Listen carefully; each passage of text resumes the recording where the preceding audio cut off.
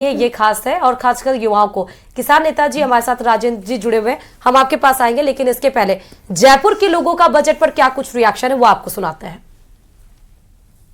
मंत्री निर्मला सीतारमण जो है आज बजट जो है पेश करने वाली है। ऐसे में हमारे साथ कई जो लोग मौजूद हैं, उन लोगों की क्या कुछ उम्मीद है, हम उन लोगों से जानेंगे। हम ये देखते हैं कि हम ये चाहते हैं कि आज इनकम टैक्स में 10 लाख तक की छूट होनी चाहिए। ये सही बता रहे हैं। एक तो इनकम टैक्स में जो दिनों दिन जो हो रहा है उसमें कम से कम 10 लाख की तो छूट होनी चाहिए।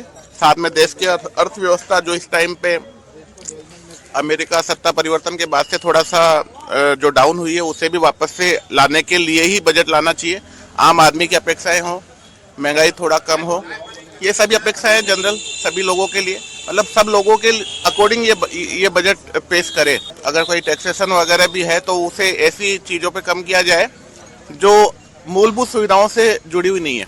भाई मूलभूत सुविधाएं कम होनी चाहिए, उन पे टैक्सेशन कम होना चाहिए, यही इस बजट से अपेक्षा है।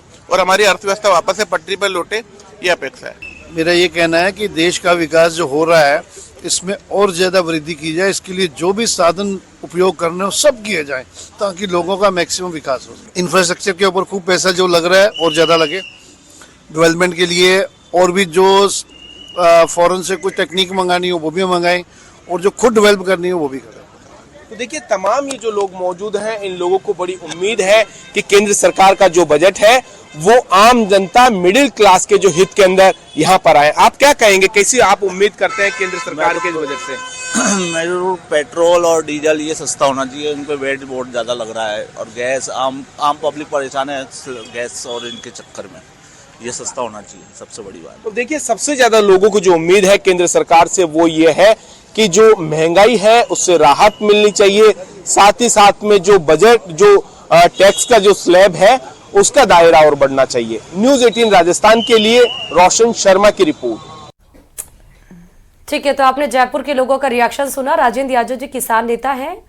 याद है कि स्टेटमेंट कहा जाता था राजेंद्र जी कि भारत सोने की चिड़िया है, और जब भारत सोने की चिड़िया हुआ करती थी तो किसानों का सबसे ज्यादा रोल होता था, क्योंकि अर्थव्यवस्था में सबसे ज्यादा कंट्रीब्यूशन अगर जीडीपी में जाता था तो वो एग्रीकल्चर सेक्टर से जाता था।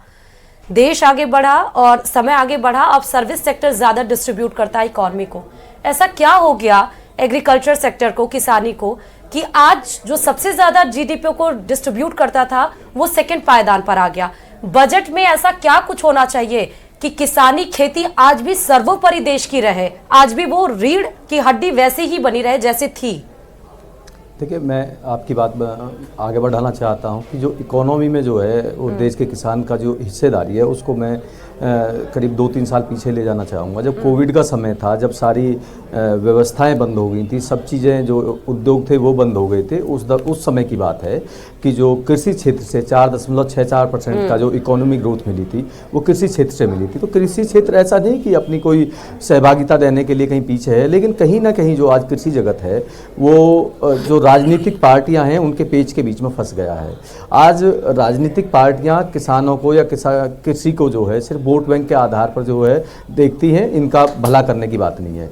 मैं पिछले कुछ समय पहले जो है माननीय प्रधानमंत्री जी के एक वक्तव्य की बात करना चाहता हूं कि माननीय प्रधानमंत्री जी ने कहा था कि 2022 में हम किसान की आय जो है दुगनी कर देंगे। तो कहीं ना कहीं देश के किसान को लगा कि हाँ, शायद हो सकता है कि माननीय प्रधानमंत्री जी जो है जो देश के किसान की पीड़ा जो है उसको शायद ही क्या कहते हैं समझ गए हैं और अब कुछ ना कुछ उनका भला होना होगा। तो उस समय के बाद अगर हम लोग आज की बात कर लगे तो जितने भी कृषि में उपयोग होने वाली चीज़ें हैं वो सब महंगी हो गई हैं। आप डीजल महंगा हो चुका है, पेट्रोल महंगा हो चुका है, डीएपी महंगी हो चुकी है, खाद महंगा हो गया है, बीज महंगा हो गया है, बिजली महंगी हो गई है, जो भी चीज़ हम लोग जो है उपयोग में लाते हैं सब चीज़ महंगी हो गई है। लेकिन जब किसानी की बात आती है, किसान की एमएसपी की बात आती है, फसल बेचने की बात आती है, तो वही पुराना वाला ढर्रा है, वही हम लोग मंडियों में धक्के खा रहे हैं। क्योंकि माननीय कृषि मंत्री ने भी एक बार कहा था कि हम जो ऐसी व्यवस्थाएं बनाना चाहते हैं जो ब्लॉक स्तर पर जो है किसान जो है किसान के खेत से हम लोग जो है फसलों को लेना चाहते हैं, फसल जो है किसान के खेत से हम लोग खरीद लेंगे, ऐसी व्यवस्था बनाने की बात कही थी। तो ये व्यवस्थाएं जो लगा वो चुनावी जुमले जो सिद्ध हो गए धीरे धीरे, तो ये इन चीज़ों में जो है देश का किसान जो है फंस जाता है।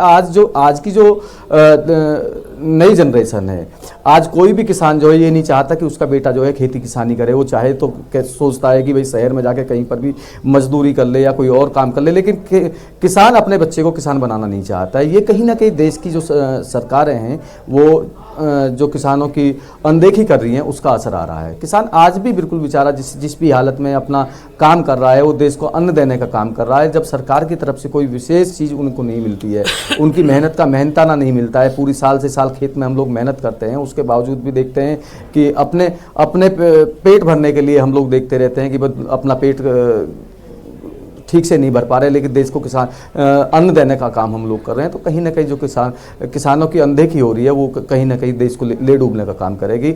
एक ये बजट, जब आज हम लोग बजट की बात कर रहे हैं, मैंने पहले भी कहा था कि बजट जो है पिछले बजट के अनुरूप में ये बजट बढ़ाया जाए कि देश का जो किसान है वो समृद्ध हो, क्योंकि उसको ना तो ठीक से ऋण की व्यवस्था हो पाती है। सरकार जो है चुनावों में कहते हैं कि जो हम ऋण माफ़ करेंगे, हम बहुत अच्छा उचित ऋण जो है हम लोग दिलवाएंगे।